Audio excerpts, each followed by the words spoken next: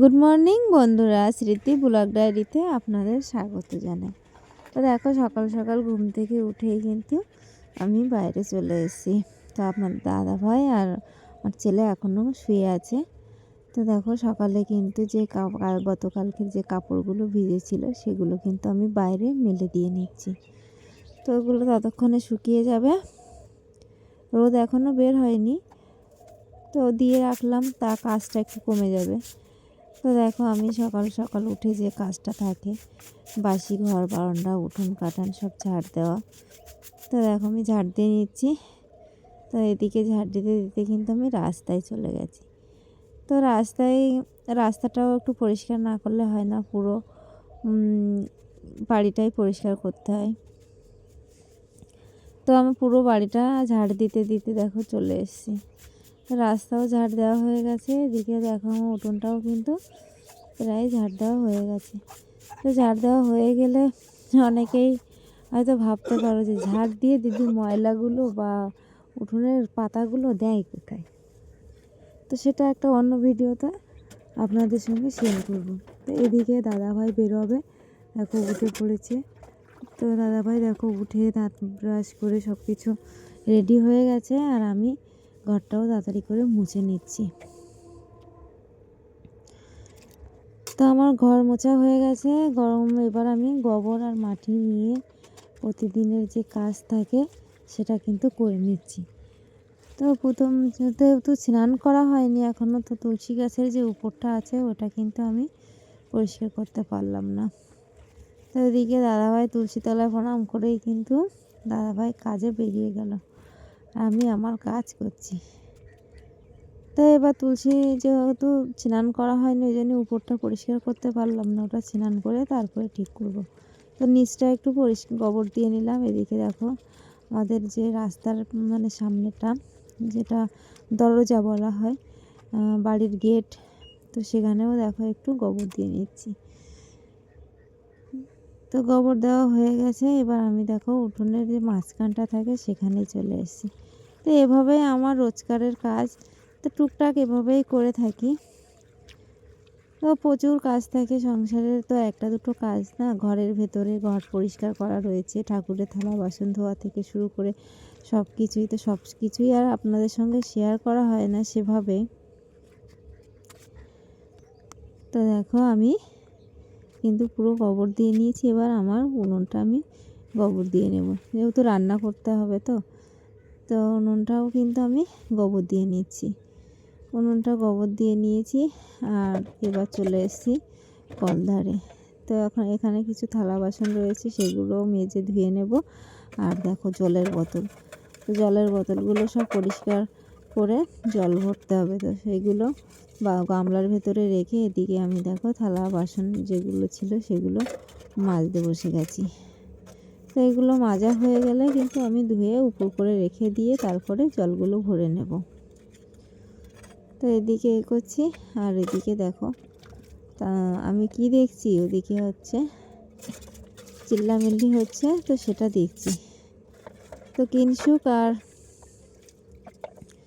ঘুম দিয়ে উঠেই কিন্তু চলে গেছে রাস্তায়। তো আমি এদিকে আমার যে কাজগুলো আছে সেগুলো কিন্তু আমি পরপর করে নিচ্ছি। তো একটা তো আর কাজ থাকে না, হাজার একটা কাজ।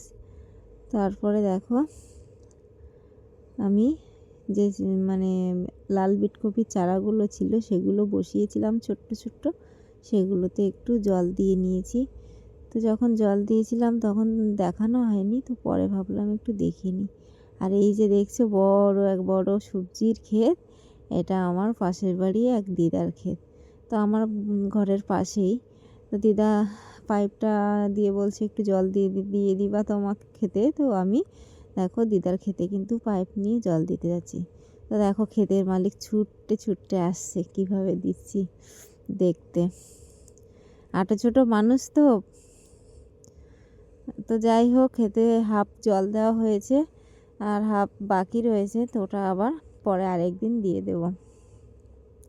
তো আমারও কাজ আছে, দোকানে যেতে হবে। তো দেখো, আমি আবারও কিন্তু আমার খেতে চলে এসেছি লাল শাক তুলতে। তো এই যে বড় বড় যে লাল শাকগুলো হয়েছে এগুলো বেছে বেছে তুলে নেব, আর ছোটোগুলো কিন্তু আর তুলবো না। ছোটোগুলো একটু জল দিয়ে দেবো, তাহলে ছোটোগুলোও বড় হয়ে যাবে। তো আমি বেছে বেছে আমার যে বড় বড় যে শাকগুলো হয়েছে সেগুলো কিন্তু তুলে নেব। তো এখানে কিন্তু আমি কোনো সার, রাসায়নিক কোনো সার কিন্তু ইউজ করিনি বা ব্যবহার করিনি। এখানে লাল শাক দেওয়ার পরে শুধু আমি জলই দিয়েছি। তো এই জায়গাটা অনেক দিন বলতে অনেক দিনই কোনো সবজি লাগানো হয়নি।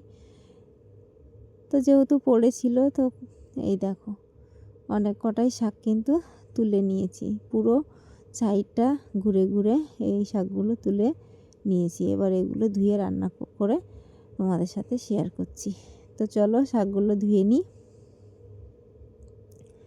তো দেখো যেহেতু বালি রয়েছে, মাটি রয়েছে, তা আমি শাকগুলো কিন্তু প্রথমে জল দিয়ে শাকের গোড়ায় যে মাটিগুলো ছিল সেগুলো কিন্তু ধুয়ে নিয়েছি। তো ধুয়ে নেওয়ার একটাই কারণ, শাকে না প্রচণ্ড পরিমাণে বালি কিচকিচ করে, যতই ভালো করে ধুই না কেন মনের মতো হয় না।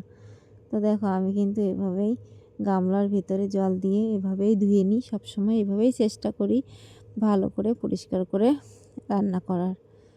তো পুরো শাকটা আমি 4 থেকে 5 বার কিন্তু ভালো করে জল চুবিয়ে চুবিয়ে ধুয়ে নিয়ে এই দেখো কেটে নিয়েছি। তো রান্নাও করে নিয়েছি, এরকম হয়েছে দেখতে। তো রান্না করে খাওয়া দাওয়া হয়ে গেছে, তারপরে কিন্তু আমি দোকানে চলে এসেছি। যেহেতু এখন একটা কাজ রয়েছে, তো ওদিকে ছেলেটাকেও রেডি করে স্কুলে পাঠিয়ে দিয়েছি। সব সময় তো সবগুলো তো আর ভিডিও করাও হয় না বা তোমাদের সাথে শেয়ার করাও হয় না। তো আর কী করা, এই যে ব্লাউজ তৈরি করছি, এটা হচ্ছে অস্ত্র দেওয়া ব্লাউজ। তো অস্ত্র দেওয়া ব্লাউজ আমি বিভিন্নভাবেই করে থাকি। আর এদিকে দেখো আমার এক ছাত্রী চলে এসছে। তো আমি কাজ করছি, দেখছে।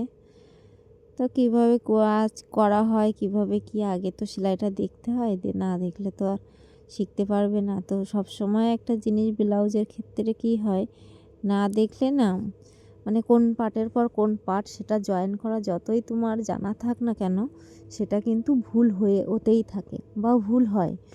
ওই জন্যে যে অতবার ব্লাউজ করি না কেন, যদি কেউ মন দিয়ে দেখে তো সে খুব ভালোভাবে আয়ত্ত করে নিতে পারবে, ব্লাউজটা খুব সুন্দরভাবে সেলাইও করতে পারবে। তো এই যে পার্টগুলো যদি ফিনিশিংভাবে সুন্দরভাবে একটার পর একটা বসিয়ে সেলাই করা না হয়, তো ব্লাউজ কিন্তু ফিনিশিং হয় না। সব সময় যেমন মাপের সময় কাটিং করে মাপ নিয়ে কাটিং করতে হয়, সেলাইয়ের সময়ও এরকম ঠিকঠাক করে নিতে হয়। তো এদিকে দেখো আমি ব্লাউজটা প্রায় সব রেডি হয়ে গেছে, কাঁধটা জয়েন করে নিয়েছি, তোমরা দেখতেই পেয়েছো। আমি একের পর এক কিন্তু করেই নিয়েছি, হয়তো সেগুলো আর বলা হয়নি। তো এবার এই তেরছা করা পট্টিগুলো কিন্তু আমি তেরছা করেই জয়েন করে নেব। তার একটাই কারণ, তেরছা করে জয়েন করলে কি মানে গলাটা খুব সুন্দর বসে। তো আমি পট্টিটা দুভাঁজ করে নিয়েছি দেখো। তো যেহেতু 1 ইঞ্চির একটু বেশি কাটা ছিল, দুভাঁজ করে নিয়েছি। 1/2 ইঞ্চির মতো, 1/2 ইঞ্চির থেকে একটু বেশি হয়েছে। যেহেতু 1 চাপ করে যদি সেলাই দেওয়া হয়, তো আমার 2 চাপ প্রায় 1.25 চাপের মতো থেকে যাবে। তো দেখো আমি সেলাইটা প্রথমে গলাটা ঘুরিয়ে ঘুরিয়ে কিন্তু সেলাই করে নিচ্ছি, যেহেতু ডিপ গলা হবে, খুব ডিপ গলা। আর পিঠটা দেখতেই পাচ্ছ খুব সরু পিঠ রয়েছে, ছোট্ট পিঠ রয়েছে। তো আমি কিন্তু ব্লাউজে সব সময় এভাবে গলার পট্টিটা বসিয়ে নিই আর দড়িগুলো ঠিক ভেতর থেকে সরিয়ে দিই। তো এভাবেই দড়ি বসিয়ে সেলাই করে নিলে ব্লাউজের দড়িটাও যেমন মজবুত হয়, তেমন ব্লাউজের গলাগুলোও খুব সুন্দর ফিনিশিং হয়। তো আমি দেখো সাইডে যে কাপড়গুলো ছিল ভেতরে একটু একটু কেটে নিয়েছি কাঁচির মাথা দিয়ে। আর এই যে দেখো চাপ সেলাই দিচ্ছি। তো চাপ সেলাই না দিলে কিন্তু গলাটা বসে না, মেন হচ্ছে চাপ সেলাই।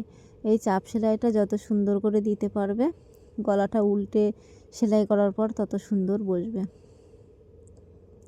তো এটা আমি হেম করব না সেহেতু কিন্তু মেশিনে সেলাই দিয়ে নিচ্ছি খুব ঘন করে। কিন্তু আমি মানে ছোট ছোট সেলাই দিয়েই কিন্তু চাপ সেলাইটা মেরে নেব পট্টির উপরে। তো এরপরে ফুল করে নেব, জয়েন করে নেব। তোমরা দেখতেই পাচ্ছ আমি কিভাবে পট্টিটা বসিয়ে নিচ্ছি। তো এভাবে গলা করলে না গলাটা যেমন ফিনিশিং হবে, মেশিনের সেলাই বলে যে দেখতে খারাপ লাগবে সেটা কিন্তু একেবারেই নয়, দেখতেও খুব ভালো লাগবে। তো এবার আমি পেছনের টোকেনটাও দিয়ে নেব। আর দেখো গলাটা কত সুন্দর বসেছে। তো টোকেনটা নিয়ে পুরো জয়েন করে নেব, নিয়ে কিন্তু ফুল, এই দেখো ব্লাউজের ফুল। তো এর আগে একটা ব্লাউজ রেডি করেছি, সেই ভিডিওটা শেয়ার করা হয়নি, তো সেটাও দেখে নাও। তো আজকের ভিডিও বেশি লম্বা করব না, এই পর্যন্তই। তো তোমাদের কেমন লাগলো অবশ্যই কমেন্টস করে জানিও। ভালো লাগলে লাইক কমেন্ট শেয়ার করো। ইউটিউব থেকে দেখলে সাবস্ক্রাইব করে দিও, ফেসবুক পেজ থেকে দেখলে ফলো করে দিও। টাটা বন্ধুরা।